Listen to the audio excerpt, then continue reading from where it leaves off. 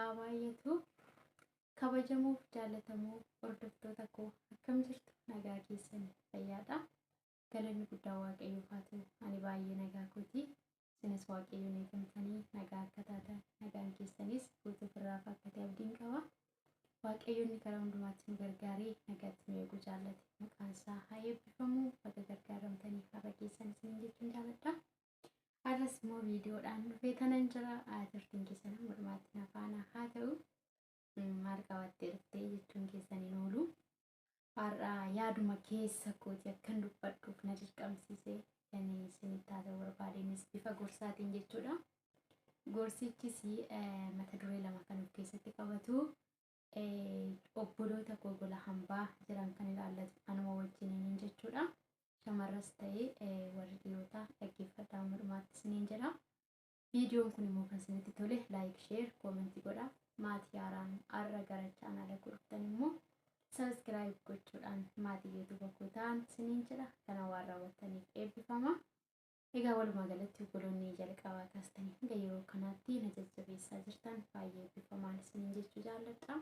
Jajjabeessuun keessanii ammas na biraa hin hafiin isiniin jedha. Yoomillee namni waliif barbaachisaadha. Amma nuuf danda'ametti gahee waliif haa baanuun isiniin jedhaati. Galatooma. Egaa hordoftoota kiyya hundumti keessaniyyuu baay'een obboloota na hordofaa jirtanii anis illee isin hordofaa jiru. Obboloota biyya bakkee jiranidha jechuudha. Shamarras ta'ee dhiirota namoonni biyya keessaa nama muraasadha. Yeroo hundumaa viidiyoo walii kan dhaggeeffatu obbolootuma gola hambaa keessaati waan ta'eef dhimminanii hammaasa'uudhaaf jiru kunis kan isin ilaallatudha jechuudha. Kanas immoo eessaan fidee dubbachuu barbaada. Waan ana mudatee fi akkasuma obboloota naannoo kiyya jiran waan mudatee irraa dhaloota kana booddee immoo akka isaan hin mudannee fi akka kanatti yoo adeeman hojii isaan irratti jireenya isaan irratti fooyya'insa qaba, nagaa isaan irratti fooyya'insa qaba jedhee waan yaade kan dubbachuu barbaade bifa gorsaatiin jechuudha. Innis tokko haala hojii ilaalchisee obboloonni biyya hambaa hojjechaa jiru. Baay'een keenya otoo umuriin keenya hojiidhaaf illee hin gahin hojii gaafan jedhu hojii har'aa biyya hambaatti humna keenya ol hojjechaa jirru kana yommuu biyyaa baanu hojii hamma itti dadhabaa jirru kanaaf umurii keenyaan kan ga'umsa hin qabne humna keenyaan kan ga'umsa hin qabne jireenya keenya fooyyeffachuudhaaf jennee biyyaa baane jechuudha. Haa ta'uyyuu malee biyya hormaatiin amma keessiif madaaluu hin dhaqu amma ofii barbaadu argachuu malee jechuudha. Sababa kanaatiif hojiin baay'ee obbolootatti ulfaachaa jira gola hambaa keessatti. Haa ta'u malee kaayyoo kootii takkan biyyaa ba'ee tattaafachuun qaba, obsuun qaba jennee wanti nuti obsinus jira. Wanti nuti dandeenye ta'e hojjechaa jirus jira. Haa ta'u malee otoo hojjechaa jirru obboloota koo hojiin gola hambaa baay'ee humna keenya fixaa jira jechuudha. Sababni isaa nuti gaafa hojjennu kaayyoo keenya jennee tattaafanna obsina malee wanti humna keenya nyaachaa jiru jira. Hojii ulfaataa humnaa olii hojjechuudhaan mana keessatti hojiin baay'achuudhaan akkasuma namoota bira hojjennullee garaa ga'uudhaan namoonni sadarkaa humna isaanii fixatanii dhukkubaaf of saaxilan ga'aa jiru jechuudha. Kanarratti maal dubbachuun barbaade obboloota koo namni ba'aa amma dandeettii isaa baata. Amma beeku dubbata, amma danda'us nyaata. Kanaaf iyyuu hojiin mana madaamii hin xumuramu. Otuma sa'aatii 24 kana rafuu baannee hojjannee hojiin isaanii hin xumuramu. Inni har'a hojjannus inni boru hojjannus tokkuma hundisaa. Har'a hojjechaa oollee boru isuma har'a hojjanne kana tokko jennee kaanee duwwatti deebinee hojjanna obboloota koo. Hojiidhuma wal fakkaataadha guyyaa guyyaatti. Nyaata hojjechuu haa ta'u, mana qulqulleessuu haa ta'u, uffata tokkos haa ta'u, gosa hojii kamiyyuu yoo ta'e guyyaa hundumaa waluma fakkaataadha. Amma mana tokko keessa teessanii hojjettanitti hojiin sun hunduu anuma keessan. Har'a hunda isaa fixee tanan boru boqodha yoo jettan otoo har'a hojii mana keessa jiru hunda fixanii borus guyyaan boqonnaa hin jiru. Hojiin har'a hojjechaa oolte kana deebitee hojjetta borus. Kanaaf iyyuu humna keessan haalaan itti fayyadamaa. Waanuma argitan ittiin bubbu'ina. Ofiif kunuunsa hin goone yoo ta'e namni biraa dhufee kunuunsa nuuf hin godhu. gola ormaa keessatti miti biyyuma keenya keessatti humna keessitu beeka, beekumsa keessitu beeka, namni biraa siif beekuu hin danda'u. Kanaaf wanta hojjechuudhaaf jirru, wanta ol fuudhuudhaaf jirru, sa'aatii meeqa hojjechuu akka qabnu, hammam maal akka hojjechuu qabnu, humna keenyaan madaalchisaa gochuu qabna malee biyya ormaatti namni kun sitti ulfaataa sa'aatii amma kana boqodhu namaan jedhu hin jiru. Kanaaf iyyuu suutas hojjettan, ariifattanis hojjettan, hojichi boru hanuma keessan. Qarshiin nuti argannu ji'aan nuuf kennama malee hojii ati guyyaadhaan har'a baay'ee hojjettee boru salphaa hojjettee miti. Otoo ji'a tokko keessa torbee lama ciiftee, torbee lama inni ati ciifte sun torbee lama fuulduraaf hojiin sun suma eega. Sumatti itti dadhabaa jechuudha. Kanaaf hojichi kan keenya ta'uusaa beeknee humna keenyaafis kunuunsa goonee haalaan haa hojjennu malee humna keessan hin fixinaa. Obboloonni baay'een gola hambaatti humna isaanii fixatanii dadhabbiin isaanii dhumee gaafa biyya galan wanta baay'ee kan dadhabantu jira. Warra waggaa murtaa'e biyya hambaa hojjannaa gaafa gallee isaa irratti dadhabne kana yoo fayyaa qabaanne yoo jiraanne kan nuti itti boqonnu. Har'aas waggaa 5 waggaa 4 hojjannee gaafa gallee jireenya eegalle waan baay'ee nu eeggata. Gaa'ilatti deemna, gaa'ila dhala godhachuu jira, obboloota koo dahanii dhala ofii guddisuutu jira. Kana keessatti humni har'a dadhabnu kuni boru suuqiidhaan hin bitamu. Qarshiin nuti har'a argannu kuni boru humna keenya nuuf ta'uu hin danda'u.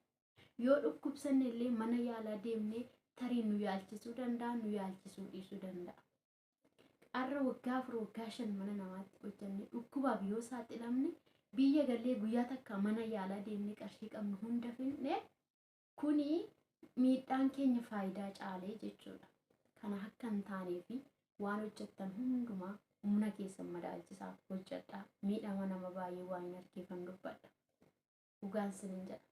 Obboloonni baay'een biyya galanii da'umsa kan dadhabantu jira. Umurii dargaggummaa kanatti sababa biyya hambaatti miidhamaniif da'umsa kan dadhabanii gargaarsa mana yaalaatiin illee hamma da'anitti amma sadarkaa operaasyoonii ga'anitti kan da'amtu jira. Kuni maaliif yoo jettan sababa mana namaa keessatti miidhamanii hojii waan itti baay'ate. Abbaatu kunuunsa ofii godha, kunuunsa ofii godhaan isin jira. Inni lammaffaan immoo waa'ee amalaatii wal qabate. Egaa namni kamuu amala mataa isaa danda'e qaba obboloota koo. Garaan haadhaa buburreedha jedhu. Garaa tokko keessaa yoo ba'anii obbolaanii amalli isaanii waliif fakkaatanii. Kanaaf nuti gaafa biyyaa baanu haati ormaa amalli ishii akka amala keenyaa ta'uu qaba jennee eeguu hin qabnu. Nama hundumaa akka amala isaatti wajjin buluudhaa fi amala keenyaa fi amala nama biraa wal madaalchisaa gochuu qabna. Kana jechuun ani amalli koo maalinni amala koo keessaa namni maalirraa jaallataa, namni maalirraa jibba jennee dursa ofii keenya of madaallee amala namni nurraa jaallatuu fi amala namni nurraa jibbu tokko yoo beekne amala nama biraas isa jaallannuu fi isa jibbinu sana wal madaalaa goone amala nama sanaa isa jaallatamaa jaallannee isa jibbamaa sanas immoo giddu galeessa godhannee maaliif ofii keenyaas amala sana amalli keenya sun amala nama sanaatiin inni jaallatamaanis wal fakkaachuu dhiisuu danda'a, inni jibbamaanis wal fakkaachuu dhiisuu danda'a. Kanaaf amala kiyyaa fi amala nama biraa giddu galeessa godhee wajjin jiraachuun qaba malee nama akka amala kootii argachuun qaba yoon jedhe namni amalli isaa gaariin amala gaariin ani qabu namni biraa qabaachuu dhiisuu danda'a. Amala hamaan ani qabu namni biraa qabaachuu dhiisuu danda'a. Garuu namni hunduu amala irraa jaallatamus qaba, amala irraa jibbamus qaba. Garuu wal fakkaataa miti amalli namaa. So amala ofii keenya gaarii qaban nama biraarras gaarii akkuma eegnu amma nuuf danda'ametti nama itti amala gaarummaa agarsiisuu qabnutti agarsiisa. Isa hamaa ta'e gaariidhaan mo'aa akka nama waaqayyoottis akka sagalee waaqayyoottis isa hamaa gaarummaan mo'i malee hamaan si mo'een waan jedhuuf gola ormaa keessatti orma wajjin nagaatti jiraachuuf jecha gaarummaa agarsiisuu qabna. Dubbannaa keenyaan hojjannaa keenyaan gaarummaa namatti agarsiisuu qabna. Yoo nuti amala gaarii agarsiifne namni inni amala badaa qabuyyuu amala keenya isa gaarii baree nu faana gaarummaan jiraachuuf shaakallii godha. Isheen amalli ishii gaariidha, isheen hojiin ishii gaariidha jedhee akkatti nu faana jiraatu shaakallii godha jechuudha. Malee amala namni nurraa baqatu yoo argisiifne biyya ambaa keessatti miti biyya keenya keessatti iyyuu jibbamaa taanee argamna. kanaaf nama biraa wajjin walii galtee uumuudhaaf inni barbaachisaa amaladha obboloota koo. Kanaaf amala keenya biyyatti namni ittiin nu beeku isa hamaasaa ta'uu isa gaariis akkasumatti finnee gola hambaa keessatti ittiin jiraanna yoo ta'e inni biyyatti namni nurraa jaallatu tarii gola hambaa keessatti jibbamaa ta'uu danda'a hin beekamu waan ta'eef namoota wajjin jiraattanii amala keessanii wal simsiisuudhaaf yaalii godhaa. Amala isaaniirra kan keessan gaarii gochuudhaaf yaalii godhaa. Akka kanatti kaayyoon keenya illee galma ga'uu danda'a. Akka kanatti nagaadhaan illee waa yaadne san bira ga'uu dandeenya jechuudha. Akka kanatti aamileen keenya illee haariirraa bilisa ta'a. Aamileen namaa kan obboloota koo yoo nagaa hin qabaanne yoo yeroo hunda sammuusaa gammachuu hin qabaanne namni aamileen isaa du'aa deema. Yoo nagaa hin qabaanne jechuudha. Nagaatti immoo jiraachuu kan dandeenyu nama hundumaa wajjiniitiin amala gaarii yoo agarsiifne obsa yoo qabaanne garaa dhiifamaa yoo qabaanne gad of deebisuu yoo dandeenye nama hundumaa faana gaarummaatti jiraachuu dandeenya. Akka kanatti amala keenya orma faana jiraachisuu danda'uu qabnaan isiniin jedha. Kaayyoon waa baay'ee nama godha.